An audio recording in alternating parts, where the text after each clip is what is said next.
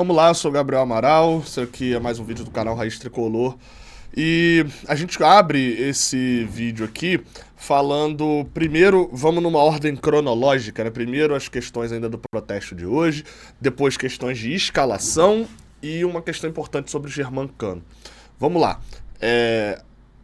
Bem, eu botei um vídeo aqui agora à tarde, com praticamente todos os vídeos que a gente tinha acesso, com todos os vídeos que a gente tinha acesso naquele momento, dos protestos que foram realizados no CT Carlos Castilho neste sábado.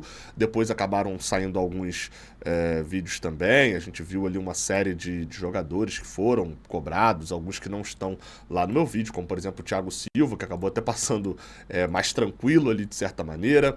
O Fábio também, que até teve música de apoio a ele, tido como um dos que não se criticaria muito. Samuel Xavier, Guga, Marlon, Felipe Melo.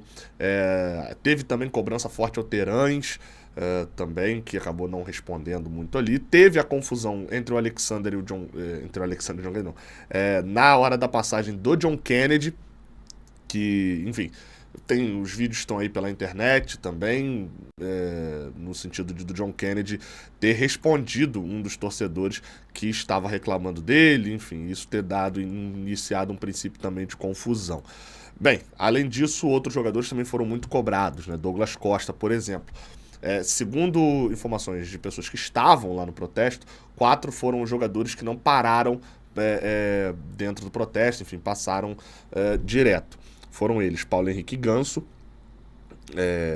o Renato Augusto, Martinelli e Marcelo. Marcelo, inclusive, ele, segundo ali os relatos, ele passa com os vidros fechados, mas passa dentro do carro filmando os torcedores do lado de fora.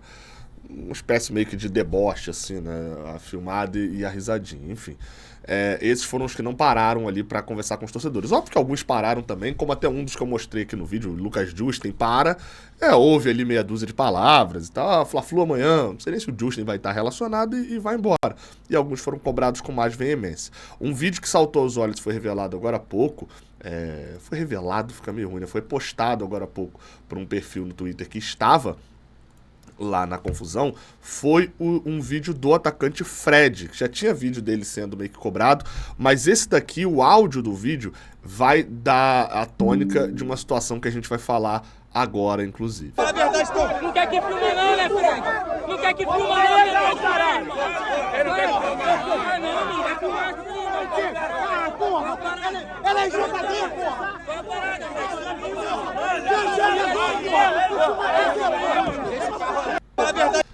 A grande, como você pôde ouvir aí, o Fred, ao chegar ali e se deparar com os torcedores, tinha pedido para que não se filmasse, né, a situação. Provavelmente queria conversar e etc. Lembrando que até nesse áudio aí, eu não sei quem é o torcedor que fala diretamente, né, fala, da outra vez a gente conversou também e não resolveu nada, porque teve um protesto há cerca de algumas semanas atrás, em que justamente foi o que a gente soube, né, nada foi filmado, nada foi gravado e tal, mas foi justamente o encontro com esses representantes da diretoria. Não teve um contato direto ali necessariamente com a parte do time. E, segundo, né, não mudou nada e, de fato, né, a gente caiu, né, de posição e de rendimento desde lá. Só que por que eu estou destacando esse ponto do Fred? Porque uma informação que eu já tinha recebido, também consegui confirmar, é de que, no caso do Fred e do Felipe Melo, que também tinha passado um pouco antes, e tem vídeo também do Felipe Melo, eles pararam para conversar com alguns torcedores, com um grupo mais seleto de torcedores, e pediram para que não fosse filmada essa conversa. Então, e até o momento a gente não tem nenhum vídeo dessa conversa, ou seja, ou os torcedores respeitaram o pedido de não filmar, ou então filmaram e não divulgaram o vídeo. Mas a gente não tem nenhum desses registros ali do que foram essas conversas, mas houve sim essa parada, tanto do Fred quanto do Felipe Melo, para conversar. Essa é a informação que eu tenho. Eu vi que o Netflu fez uma publicação, uma matéria do Leandro Dias, o Netflu que já não dá notícias exclusivas já há um bom tempo, né? Colocou lá como notícia exclusiva, dizendo que teve acesso aos bastidores dessa situação e que parte do que foi falado ali pelo Felipe Melo, principalmente, era de que, numa cobrança de mudar a forma de jogar, e isso eu sei que foi uma das principais pautas da questão do jogo, das reclamações, era justamente das formas de jogar e a mudança de tática do Fluminense. E segundo diz lá na publicação do Netflu, o Felipe Melo respondeu que ele e o Marcelo já disseram para o Diniz que era necessária uma alteração no estilo da equipe e que, mesmo sendo capitão, ele não poderia fazer isso nada mais porque ele não é treinador. E disse que a sua parte estava fazendo. Essa parte do a minha parte eu estou fazendo tem um registro do Felipe Melo até falando assim no carro. Mas, novamente, eu não tenho essa notícia publicada pelo Netflu. A parte que eu sei, que eu atesto, é que, de fato, eles pararam para poder conversar e pediram para não gravar. Tanto o Fred quanto o Felipe Melo tiveram conversas que não foram gravadas. O teor dessas conversas, eu não sei, não consegui desvendar ali qual foi esse teor. Outra situação que foi falada também ainda sobre os protestos foi do Vitor Lessa, que publicou sobre o Alexander, que estava bastante abalado quando chegou. Houve ali um princípio também de confusão com a questão do Alexander. Os torcedores estavam extremamente irados e irritados por conta de denúncias, né, entre aspas, eu digo denúncias porque são fatos também, de que o jogador estava virando à noite, embalada, mesmo na fase ruim do Fluminense. E foram feitos avisos ali que se ver os jogadores nas baladas, vai ter aviso da torcida nesses locais.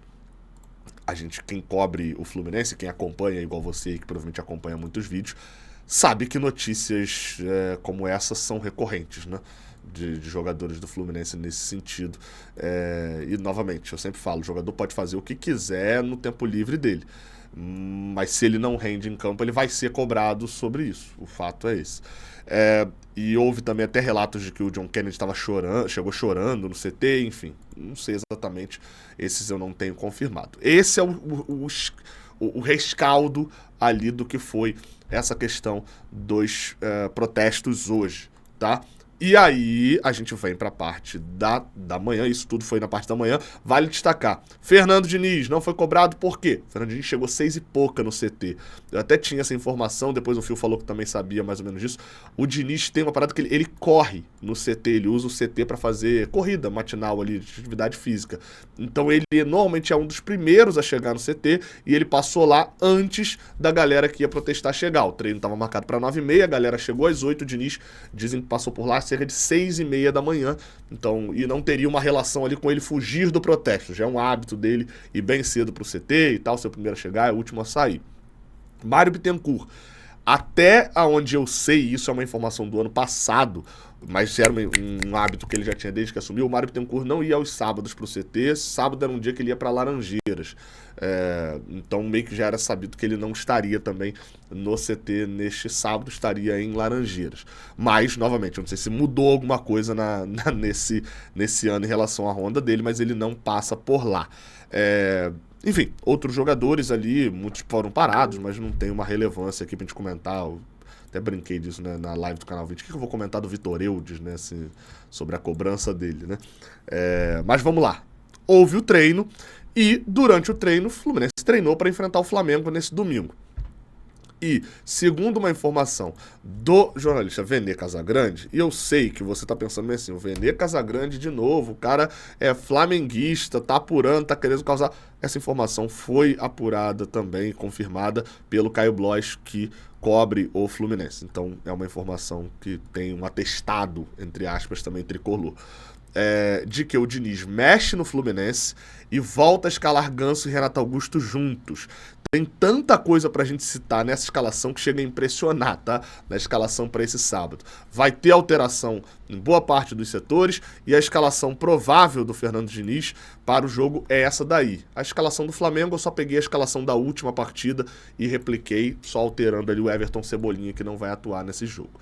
Vamos lá, tá? Escalação provável do Fluminense tem Fábio no gol, Samuel Xavier de volta na lateral direita, na zaga, Antônio Carlos e Martinelli mantidos, Felipe Melo segue fora, pelo visto, além do Marlon seguindo barrado e do Manuel também seguindo fora por questão de lesão.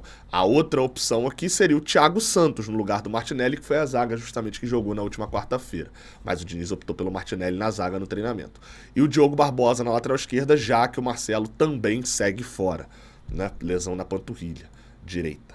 No meio de campo, Lima, Gabriel Pires, na teoria, o Gabriel Pires ganha a posição do Alexander, porque o Martinelli tá na zaga, né? Então, o meio de campo que seria Martinelli e Lima vinha sendo habitualmente, o Lima volta de suspensão aliás, volta de suspensão, o Lima já voltou de suspensão, né? Ele jogou contra o Cruzeiro. O Gabriel Pires volta depois de muito tempo ali por lesão e tal, fez um bom segundo tempo contra o Cruzeiro, ganha a oportunidade de ser titular e com 2 meio-campistas, tanto o Ganso quanto o Renato Augusto na titularidade, com John Kennedy e Germancano no ataque, Keno e Douglas Costa no banco, além do Terãs também que já vinha no banco, né? Tem muita coisa que eu falei que é assim, que chama a atenção da gente. Primeiro, a mudança de esquema. Será que o Fluminense vai atuar mesmo nessa espécie de 4-4-2? Será que a gente vai ver o Lima aberto na ponta, de repente? É o Renato e o Ganso pelo meio? Será que a gente vai ver o Martinelli na volância e o Gabriel Pires na zaga, para aumentar ali a questão de estatura também? Será que a gente vai ver, deixa eu pensar em uma outra aqui, como vai ficar John Kennedy e Cano jogando juntos no ataque? Acho que tem mais chance de dar certo. Eu não gosto da dupla John Kennedy e Cano, tá? Acho que toda vez que eles jogam juntos, o Germancano some muito do jogo. Mas as poucas vezes em que eles jogaram junto e deu certo, era numa espécie de 4-2-4.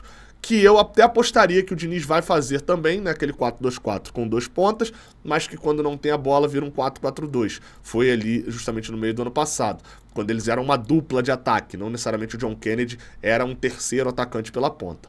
Mas é tanta coisa, por exemplo, outra situação.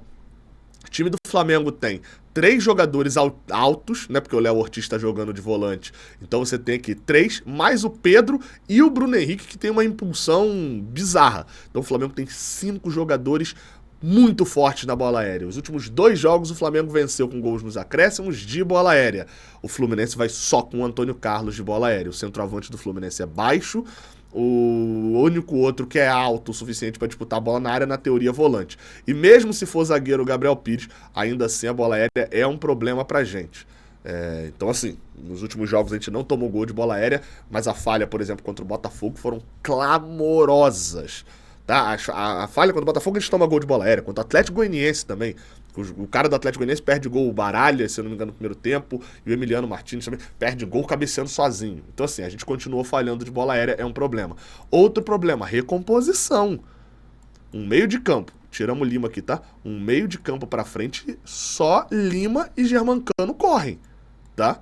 Só esses 2 correm. O John Kennedy não corre pra trás, Ganso vai lá, se dedica, corre, mas não corre, também não tem. Renato Augusto não tem físico, Gabriel Pires também não. O Fluminense corre um risco e ainda tem Antônio Carlos e Diogo Barbosa, que não são bons jogadores num contra um, para ficarem no mano a mano.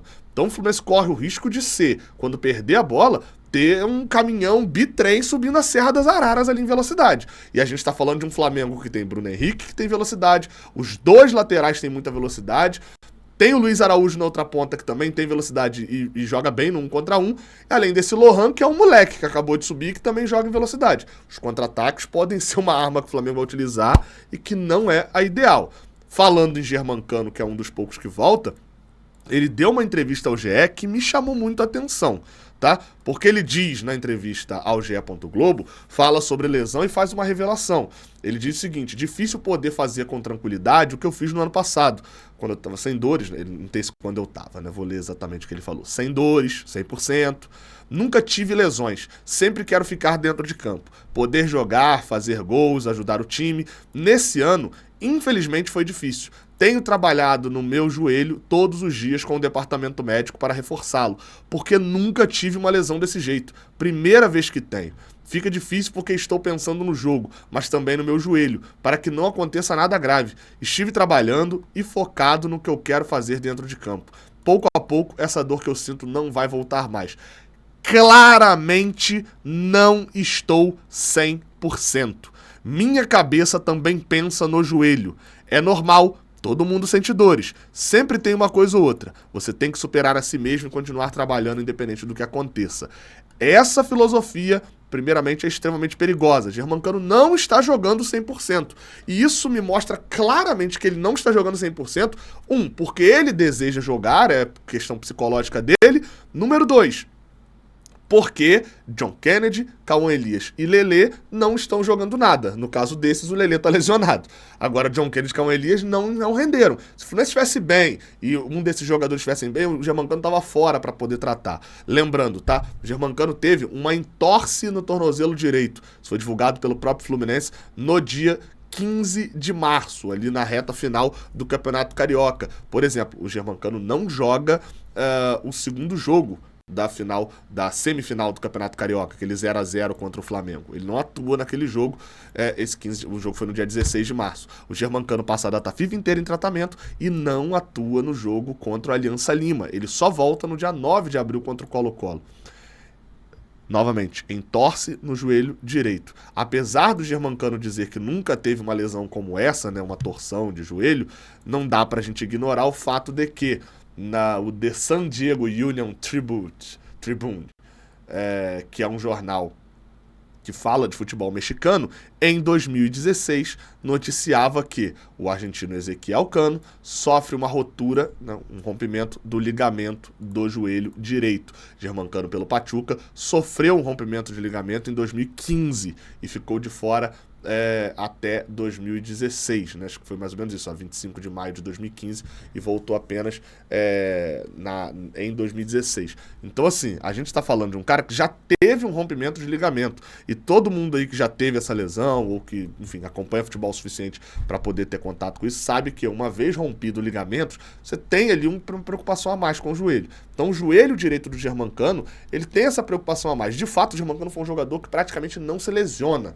no Fluminense. Mas esse joelho direito não dá pra brincar com isso. E eu não sou médico, eu não sou fisioterapeuta, mas assim, a gente acompanha, a gente vê as notícias, a gente vê a própria frase dos caras. Não dá pro Fluminense brincar com isso, como tá brincando com o Germancano, como já aconteceu com outros jogadores de ficarem jogando no sacrifício o tempo inteiro. Psicologicamente falando, isso pode ser um negócio bom no início, o cara tá dando o máximo, etc. Passa um tempinho, isso se torna um problema porque o Germancano tá pensando que a carreira dele pode acabar. Porque se ele romper o ligamento agora, com 35 anos, se eu não me engano, que o Germancano tem, a carreira dele praticamente vai pro espaço. Então, assim, neste momento, o Germancano tem 36, tá? Fez aniversário esse ano. Neste momento, o Germancano, eu não tenho a segurança, olhando as frases do próprio Germancano, de que o ideal é ele jogar. Sendo que, se ele não jogar, quem joga? Jogadores que não fizeram praticamente nenhum gol no ano. Mas vamos lá, cara. Amanhã no pré-jogo eu vou comentar melhor a escalação e tal, ali debater um pouquinho também sobre a escalação do Fluminense. Mencionei algumas coisas negativas, né, que assustaram, algumas que são positivas, a gente pode criar mais chances, a gente vai ter mais gente no meio de campo, era um pedido que todo mundo fazia. Vamos ver como é que vai ser esse jogo. Amanhã a gente fala disso no pré-jogo. Tamo junto, até a próxima. Valeu!